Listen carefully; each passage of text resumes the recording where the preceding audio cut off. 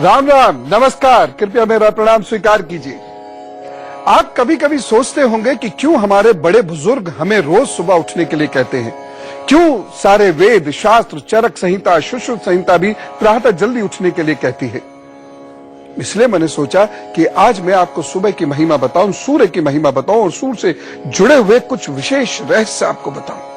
तब आप समझेंगे और जान पाएंगे सुबह उठने के पीछे कितना गंभीर रहस्य छुपा हुआ है और उसके साथ साथ सूर्य की महिमा हमारे जीवन में क्या है।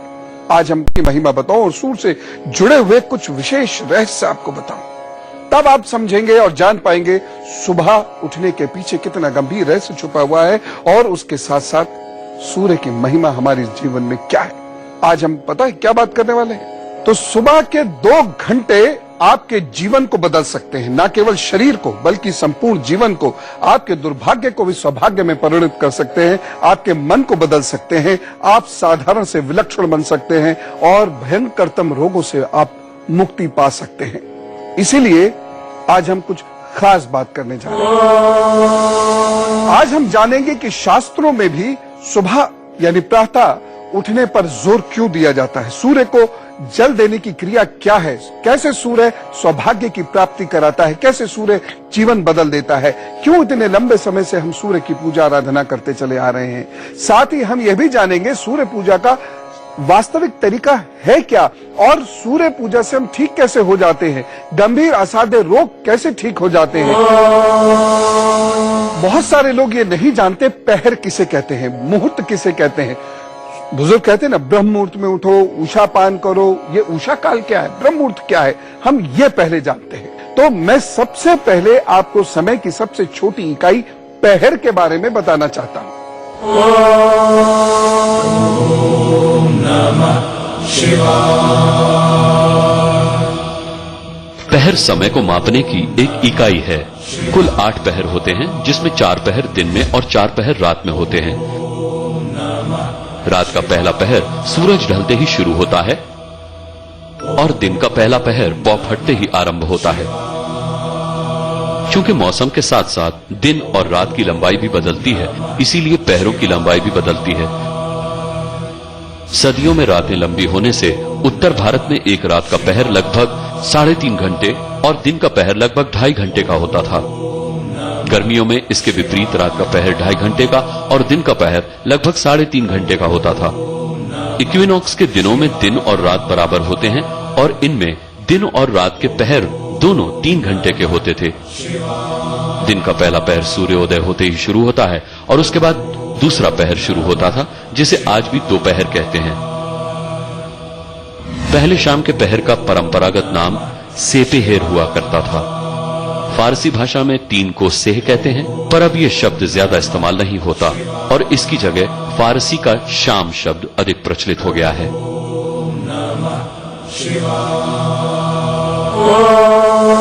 आयुर्वेद में कहा गया है कि ब्रह्म मुहूर्त में उठकर टहलने से शरीर में अद्भुत शक्ति का संचार होता है और इसलिए प्रातः बहने वाली वायु को अमृत के समान माना गया है। प्रातः शैया त्याग करते समय अपनी हथेलियों को खोलकर देखें और एक श्लोक पढ़ें, जिंदगी बदलनी शुरू होती है श्लोक पढ़ने से। और ये श्लोक है, कराग्रे वसति लक्ष्मी, कर मध्य सरस्वती, कर मूले स्थितो ब्रह्मा, प्रभाते कर दर्शनम। जोर से इस श्लोक को पढ़िए और इसके बाद पृथ्वी पर पैर रखने से पहले धरती मां से उन पर पैर रखने की विवशता के लिए क्षमा मांगिए और दोनों पैरों को एक साथ रखकर खड़े होइए। ये नियम निर्मूल नहीं है, इसके पीछे बहुत बड़े वैज्ञानिक तथ्य छुपे हुए हैं। इसके पश्चात अपने नित्य कर्मों से निवृत्त होकर सूर्य नमस्कार कीजिए। सूर्य नमस्कार पूर्व की ओर मुख करके सूर्योदय से लेकर सूर्य निकलने के 2 घंटों के भीतर ही करना है। प्राचीन काल में हमारे ऋषि मुनियों ने मंत्र और व्यायाम सहित एक ऐसी आसन प्रणाली विकसित की जिसमें सूर्योपासना का भी समावेश है। इसे सूर्य नमस्कार कहते हैं। नमः सवित्रे जगदेक चक्षुषे शास्त्रों में कहा गया है, जो लोग सूर्य को प्रतिदिन नमस्कार करते हैं उन्हें सहस्त्रों जन्म दरिद्रता प्राप्त नहीं होती। समस्त यौगिक क्रियाओं की भांति प्रातः काल ही सूर्य क्रिया के लिए सर्वोत्तम समय माना गया है। सूर्य नमस्कार सदैव खुली हवादार जगह पर कंबल का आसन बिछाकर करना चाहिए। सूर्य नमस्कार खाली पेट करना चाहिए। इसके नियमित अभ्यास से शारीरिक और मानसिक स्फूर्ति की वृद्धि के साथ साथ विचार शक्ति और स्मरण शक्ति भी तीव्र होती है। सूर्य की किरणों के प्रभाव से सर्दी, खांसी, निमोनिया और कोढ़ जैसे रोग भी दूर हो जाते हैं। इसीलिए इसे सर्वांग आसन भी कहा जाता है। अब मैं आपको सूर्य नमस्कार की कुछ मुद्राएं बताऊंगा और साथ ही साथ उसके कुछ जप मंत्र बताऊंगा, जिससे न केवल आपको सौभाग्य मिलेगा बल्कि इन आसनों को करने से आप स्वस्थ भी रहेंगे। सूर्य आसन या सूर्य नमस्कार, यह क्रिया मैं सभी आसनों में सर्वश्रेष्ठ मानता हूं। यह सूर्य के सम्मुख प्रार्थना नहीं है, बल्कि सूर्य के सम्मुख खड़े होकर यह एक यौगिक क्रिया है, एक आसन है जिसमें हम पूरे शरीर के 12 आसनों के माध्यम से अंगों को दुरुस्त कर लेते हैं। और उसके साथ साथ सूर्य के सम्मुख खड़े होने की वजह से हमें न केवल विटामिन डी मिलता है, बल्कि सूर्य की इंफ्रारेड रेज, जो सबसे बड़ा प्रकृति का देन है, उपहार है मनुष्य के लिए, वह हमारे शरीर में अवस्थित होती हैं, जिसकी वजह से शरीर भी अच्छा होता है, सौभाग्य भी प्राप्त होता है और साथ ही साथ जो सबसे महत्वपूर्ण चीज है मन, वह शांत होता है। मेरे साथ 2 बच्चे हैं, यश और गरिमा। यह सूर्य नमस्कार की मुद्राओं के धनी हैं, उसके एक्सपर्ट हैं। इन बच्चों के माध्यम से हम इन 12 क्रियाओं को सीखेंगे, समझेंगे। और मैं आपसे निवेदन करता हूं कि हर घर में सूर्य नमस्कार के लिए 5 मिनट जरूर निकाल लिया कीजिए। और बच्चों को तो खास तौर से कहिए, क्योंकि उनकी बहुत सारी समस्याएं, न केवल हड्डी और मसल्स की, बल्कि उनके ब्रेन की बहुत सारी समस्याएं, मन की अशांति की समस्या, लैक ऑफ कंसंट्रेशन की, वो सारी समस्याएं इस मुद्रा से ठीक हो सकती हैं। तो यश और गरिमा अब हमको डिमॉन्स्ट्रेट करेंगे कि सूर्य नमस्कार कैसे किया जाता है, इसकी कौन सी वह 12 मुद्राएं हैं। और आप इसको अच्छे से समझ लीजिए, नोट कर लीजिए और घर के लोगों को कह दीजिए रोजाना 5 मिनट इसके लिए निकालने ही है। तो सबसे पहले सावधान की मुद्रा में खड़े हो जाते हैं इसमें, और दोनों हथेलियों को परस्पर जोड़कर प्रणाम की मुद्रा में हृदय पर रख लेते हैं। हृदय पर जब हम अपने हाथों को रखते हैं तो दोनों हाथों की उंगलियां परस्पर सटी हुई होनी चाहिए और हमारा अंगूठा इस तरीके से, यह अंगूठा ये छाती से चिपका हुआ होना चाहिए। इस स्थिति में कोहनियां, आप दोनों बच्चों के देख भी रहे हैं, इन एक्सपर्ट बच्चों की कोहनियों को देखिए। इस स्थिति में ये जो कोहनियां हैं ये हमारी बाहर को निकल आएंगी और इसमें कहीं भी तनाव नहीं लेना है शरीर में। योग में कहीं तनाव या जबरदस्ती नहीं होती है, एकदम सरल तरीके से आप खड़े हो जाइए। अब आंखें बंद करके दोनों हथेलियों का पारस्परिक दबाव बढ़ाइए और सामान्य रूप से सांस लीजिए। और इस मुद्रा का मंत्र होता है ओम मित्राय नमः। हाथ को दबाते हैं और हम कहते हैं ओम मित्राय नमः। सूर्य के ये 12 मंत्र बहुत महत्वपूर्ण है, जिंदगी बदल सकते हैं आपकी। दूसरी क्रिया है अर्धचंद्रासन। अब इसी स्थिति में, जो प्रथम स्थिति में हमारी हथेलियां जुड़ी हुई हैं, इन्हीं हथेलियों को खोलते हुए हम धीरे धीरे ऊपर की ओर तानते चले जाते हैं और सांस भरते रहते हैं और कमर को हम पीछे की ओर मोड़ लेते हैं। इसमें आपको हल्का सा तनाव गर्दन और कमर पर जरूर लगेगा और इस तनाव को आपने महसूस करना है। बहुत ज्यादा झुकने की या जोर देने की आवश्यकता नहीं, जितना आप आसानी से कर सकते हैं उतना आप पीछे की ओर झुके। इसमें कुंभक करे रहते हैं, यानी सांस को रोके रहते हैं और मन में उच्चारण करते रहते हैं ओम रवै नमः।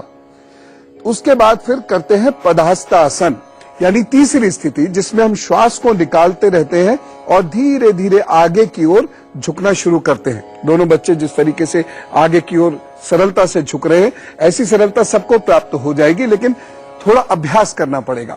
हाथ गर्दन के साथ जुड़े रहने चाहिए, कानों से नीचे की ओर सटे रहने चाहिए और पैरों के दाएं बाएं पृथ्वी को आप स्पर्श करें। जैसे ये बच्चे स्पर्श कर रहे हैं। आप देखिए इनकी हथेली एकदम फ्लैट है और धरती पर जुड़ी हुई है। कुछ क्षण इस स्थिति में रुकने के बाद फिर आप अगली स्थिति की ओर जाते हैं। इस स्थिति को पाद पश्चिमोत्तानासन या पादहस्तासन की स्थिति कहते हैं और ओम सूर्याय नमः इस स्थिति में मनामन में हम जपते रहते हैं। उसके बाद फिर प्रसार करते हैं, इसका प्रसारासन उसमें कहते हैं, जिसमें हम हथेलियों को जमीन पर टिकाकर सांस भरते हुए दाएं पैर को पीछे की ओर ले जाएंगे और इसे बहुत आसानी से करना है, इसमें कोई जल्दबाजी नहीं करनी है। और उसके बाद छाती को आगे की ओर खींचते हैं और तान देते हैं, फिर धीरे से गर्दन को ऊपर की ओर उठाते हैं। आप देख रहे होंगे इस मुद्रा में शरीर हमारा बिल्कुल सीधा रहता है और हम फिर धीरे से अपने पैरों को भी तानने की कोशिश करते हैं। धीरे धीरे अभ्यास हो जाता है और पीछे जो पैर का पंजा है वह खड़ा हुआ रहना चाहिए। कुछ समय इस स्थिति में रहने की कोशिश कीजिए और मन में ओम भानवे नमः का जप करते रहिए। सूर्य नमस्कार के साथ साथ ये जप करेंगे तो लाभ ज्यादा होगा। पांचवी मुद्रा है दंडासन। एक पैर प्रसारासन की दशा से जिसे अभी है इसी में रहते हुए फिर दूसरा पैर भी धीरे धीरे धीरे धीरे पीछे चला जाएगा और जो पैर निकला हुआ था उसके साथ ये मिल जाएगा। हाथों को कंधों तक सीधा रखना होता है और इस स्थिति में आपका शरीर भूमि पर एक त्रिभुज जैसा बनाता है। ये आप देख रहे हैं ना, भूमि पर एक त्रिभुज जैसा बन जाता है। एड़ियां, कमर, सर ये अपनी एक निश्चित डायरेक्शन में आ जाती हैं। एड़ियां, कमर और सर इन्हें आप लगभग सीधी डायरेक्शन में रखें। इस समय जो आपको मंत्र का जप करना होता है वो होता है ओम खगाय नमः। सूर्य का एक नाम है खगाय, ओम खगाय नमः। इस अवस्था में यह मंत्र आपका चलता रहना चाहिए। इसके बाद छठी अवस्था में सांस को छोड़ते हुए आप शरीर को शनै शनै शनै शनै झुकाते हैं। योग में सब चीजें बहुत नॉर्मल और धीरे तरीके से करते हैं और उसका भी एक वैज्ञानिक कारण है। योग ओरिएंटल कंट्रीज में की जाने वाला अभ्यास है, एक्सरसाइज है। ये योग आसन की मैं बात कर रहा हूं, मैं योग की बात नहीं। तो योग आसन ओरिएंटल कंट्रीज में किए जाते हैं और यहाँ की जो जलवायु होती है ये वात प्रधान होती है और जो भी वात प्रधान जलवायु में आसन अभ्यास किए जाते हैं वो बहुत ही नॉर्मल स्पीड से किए जाते हैं, जबकि जो शीत प्रधान देश है वहां पर एक्सरसाइज फास्ट की जाती है। जी हाँ, इसलिए योग यहाँ पर ज्यादा सक्सेसफुल होता है और शरीर में वात, पित्त, कफ ये तीनों जो दोष हैं इनको गुणों में त्रिगुणा बना देता है। तो कोहनियां मुड़ गई, बगलों में चिपक गई, दोनों पंजे, घुटने, छाती, हथेलियां और ठोडी ये जमीन पर टिक गई। ठीक है, और कमर यहां पर आप देखिए धीरे से ये उठती चली जाती है, नितंब का हिस्सा ऊपर उठता है और फिर ये पंजे जमीन पर टिक जाते हैं। और इस समय हम कहते हैं ओम पुष्णे नमः, ओम पुष्णे नमः। मानसिक रूप से ये जप हमारा चलता रहना चाहिए। कुछ योगी जन मस्तक को भी भूमि पर टिका देने को कहते हैं। इस तरीके से ये मस्तक भी भूमि पर लगा देते हैं, ऐसा भी कर सकते हैं। अब यहीं से हम कन्वर्ट कर देते हैं इसी मुद्रा को भुजंग आसन में। नाभि से नीचे के भाग को भूमि पर लिटा देना है और उसके बाद छाती और सर को हम तान देते हैं। हाथों को सीधा करते हुए नाभि के ऊपरी हिस्से को उठा देते हैं। आप ये समझ लीजिए कि आपके लिवर से रिलेटेड प्रॉब्लम्स और श्वास से संबंधित प्रॉब्लम, गले से संबंधित प्रॉब्लम, ये सब धीरे धीरे ठीक होने लगती है। भुजंग की तरह से एकदम व्यक्ति निडर भी होने लगता है और उसके अंदर फुर्ती भी आने लग जाती है। सांस को भरते हुए सामने देखते रहिए या फिर गर्दन को पीछे गहरा भी हम मोड़कर आसमान को देखने की चेष्टा इसमें, या घर में आप ये कर रहे हैं तो छत को देखने की चेष्टा करते रहना चाहिए। इसमें आपके हाथ ये पूरी तरह स्ट्रेट होना आवश्यक है, ये सीधे हो जाए तथा कोहनियां आपके जितने करीब जा सकती हैं उतना अच्छा है। और इसमें जो मंत्र है हिरण्यगर्भाय नमः, इस मंत्र का जप हमें लगातार करते रहना चाहिए। अब इसी को 8वीं मुद्रा में हम कन्वर्ट कर देते हैं, स्थित पर्वतासन। इसमें क्या करेंगे, कमर और पीठ को ऊपर उठा देते हैं, इस तरीके से पर्वत की तरह से ये उड़ जाती हैं और दोनों पंजों और हथेलियों पर पूरे शरीर का वजन आ जाता है। ये देख रहे हैं थोड़ा थोड़ा त्रिकोण जैसा ही बन रहा है और पंजों पर, हथेलियों पर ये पूरा वजन इस तरीके से आ गया है। तो ये पर्वत की तरह हमारा शरीर हो जाता है। गर्दन इसमें नीचे चली जाती है और गर्दन इतनी नीचे झुकनी चाहिए कि हम नाभि को देख सके। और इस समय हमें मानसिक जप करना चाहिए इस अवस्था के लिए, ओम मरीचये नमः। फिर 9वीं स्थिति में हम यहां से जाते हैं, फिर वही प्रसारणासन। अब हम धीरे धीरे धीरे धीरे उन्हीं स्थितियों की तरह वापस चले जाएंगे। ये 4थी स्थिति जो हमने करी थी वैसी ही स्थिति ये हो जाती है 8वीं। दायां पैर दोनों हाथों के बीच में और हथेली के पास लाकर उसको जमा, ऐसे करके जमा देते हैं, वापस चले जाएंगे। ये 4थी स्थिति जो हमने करी थी वैसी ही स्थिति ये हो जाती है 8वीं। दायां पैर दोनों हाथों के बीच में और हथेली के पास लाकर उसको जमा, ऐसे करके जमा देते हैं। फिर कमर को नीचे दबाते हुए गर्दन थोड़ी सी पीछे की ओर मोड़कर आसमान की ओर हम इसमें देखते रहें, घुटना जमीन पर टिका रहेगा। और इसमें जो मंत्र रहता है, मानसिक जप होता रहता है, वो होता है ओम आदित्याय नमः। इस मंत्र का जप करते करते फिर हम 10वीं मुद्रा की ओर बढ़ते हैं, जिसको कहते हैं हस्तपादासन। 9वीं स्थिति यानी जो अभी की थी, उसके बाद अपने बाएं पैर को भी आगे दाहिने पैर की तरफ ले जाते हैं, हथेलियां जमीन पर टिकी रहने देते हैं, सांस को धीरे धीरे धीरे धीरे बाहर निकाल लेते हैं और अपने सर को घुटनों में सटा देते हैं। ये मुद्रा थोड़ी सी कठिन होती है, जो आपको 2-3 महीने के नियमित अभ्यास के बाद आ जाएगी। कमर का रोग हो नहीं सकता, थाइस के दर्द, घुटनों के दर्द ये आपको हो नहीं सकते।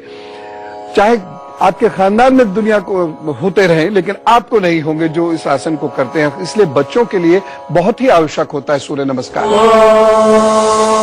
मैं यश और गरिमा से निवेदन करूंगा कि इसको सामान्य स्थिति में वो जैसा करते हैं वैसा करके दिखा। और आप देखिए, घड़ी देखते रहिए, कितने से समय में आप इसे आराम से कर सकते हैं। बच्चों करके दिखा।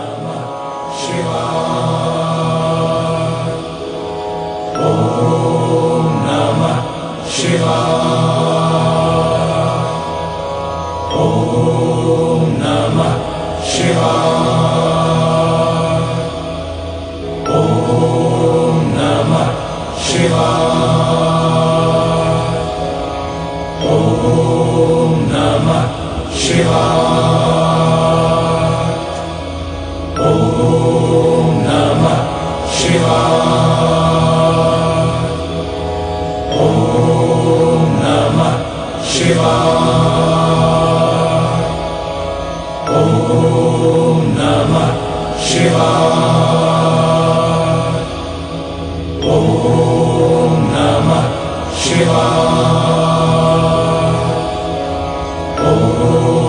नमः शिवाय।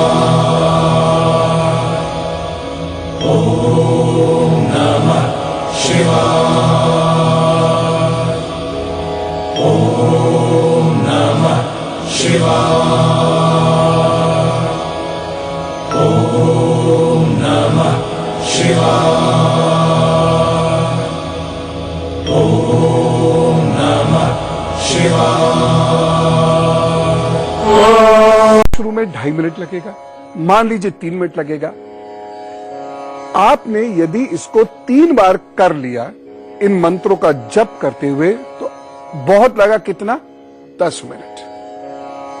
कुल 10 मिनट करने में आपका मन शांत, आपकी वृत्तियां शांत होनी शुरू हो जाएंगी, आपका टैलेंट बढ़ेगा, आपकी एकाग्रता की शक्ति बढ़ेगी, ब्लड सर्कुलेशन बढ़ने से बॉडी में ऑक्सीजन जाएगी, बॉडी में ऑक्सीजन ज्यादा जाएगी तो आपके न्यूरॉन्स हैं, यानी जो आपके ब्रेन सेल्स हैं, वो ज्यादा बढ़िया कार्य करेंगे।